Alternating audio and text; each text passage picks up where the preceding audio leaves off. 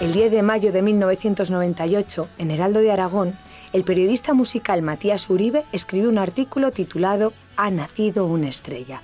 Un artículo que ya forma parte de la historia de Amaral. En cuestión de meses es posible que el nombre de Amaral sea súper conocido en el pop español. Las canciones que ha grabado para su primer disco dan pie para pensar en ello. El camino al estrellato está abierto.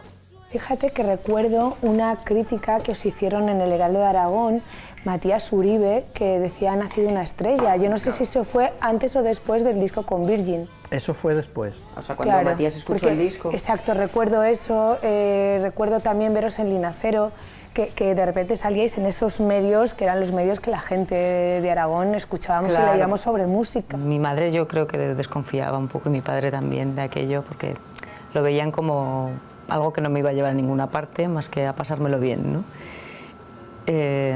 Pero de repente, cuando vinieron al primer concierto... ¿Dónde fueron ellos a tu primer concierto así? ¿Cuándo fueron ellos a su primer concierto? Pues ellos han venido a muchos, pero yo creo que especialmente mi padre vino a vernos a un concierto en el Príncipe Felipe, que ahí ya habíamos grabado el primer disco, y tocábamos delante de Pau Donés, de Jarabe de Palo, y ahí mi padre estaba orgullosísimo, recuerdo perfectamente. Ver a mi padre por los pasillos, exultante. Ahí comprendí que ya lo habían admitido. Antón Castro escribió sobre vosotros Antón también en el Castro periódico de también. Aragón. Sí. También. Creo que fue mi primera entrevista, no he pasado más nervios en mi vida. Sí, Antón te hizo la primera entrevista. Sí. Tampoco tenía muy claro exactamente de reconocerlo, que en ese momento que fueran un dúo. Y entonces recuerdo que hicimos una entrevista en el Café Levante.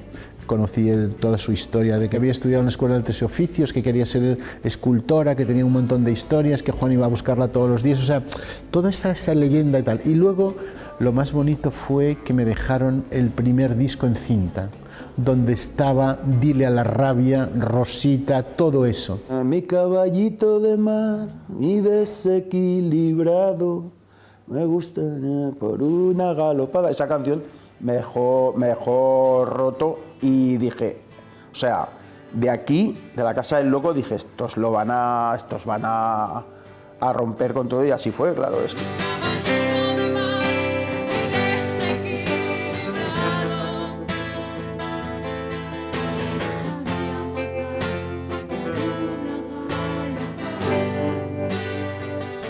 Y os vais al segundo disco, que lo grabáis en Londres. Sí. ¿Cómo fue esa experiencia? Porque eso ya es un punto más, ¿no? Es un paso más allá. La verdad es que éramos un poco como Paco Martínez Soria cuando fuimos a coger el avión hacia Londres, porque llevábamos una cantidad de equipo tremenda que fuimos colocando que no podíamos facturar, claro. Parecía mucho equipo, pero era lo que teníamos para hacer canciones. Y entonces, como no teníamos pasta para facturar nada, repartimos el equipo entre los viajeros que iban en ese vuelo a Londres. Que no conocíamos, una cosa totalmente ilegal. Pues claro, imagínate entonces, que hubiéramos llevado drogaína.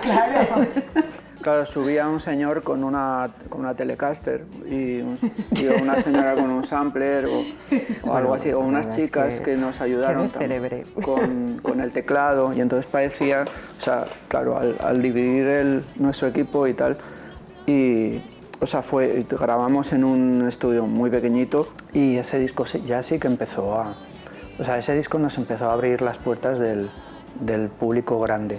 O sea, claro, porque es un disco que ya había canciones como la de Cómo hablar, ¿no? Sí, ¿Cómo hablar si cada parte de mi mente es tuya? Y si no encuentro la palabra exacta, ¿cómo hablar? ¿Cómo decirte que me has ganado poquito a poco? Tú que llegaste por casualidad. ¿Cómo hablar?